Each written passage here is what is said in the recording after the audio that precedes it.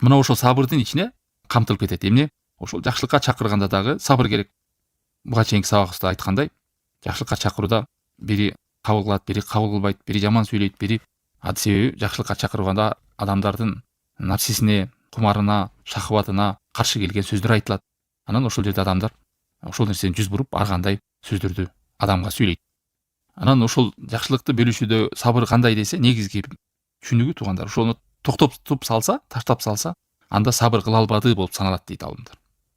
Кантип билесиз? Мен мисалы жакшылыкка чакырып атам, ошол нерседе сабыр кылып атамбы же кылбай атканыңызды кантип билесиз? Эң негизгиси чертасы биле турган нерсе токтотуп салуу.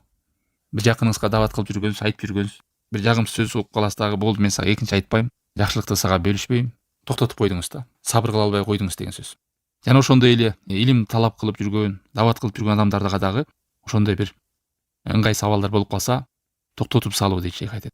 Мугалимдин сабагын токтотуп коюу, чакыруучу жакшылыкка чакырып жамандыктан кайтаруун токтотуп коюп, ошол жолдогу бир ыңгайсыздарга карап туруп, бул дагы сабыр кылбай койду деп саналат дейт.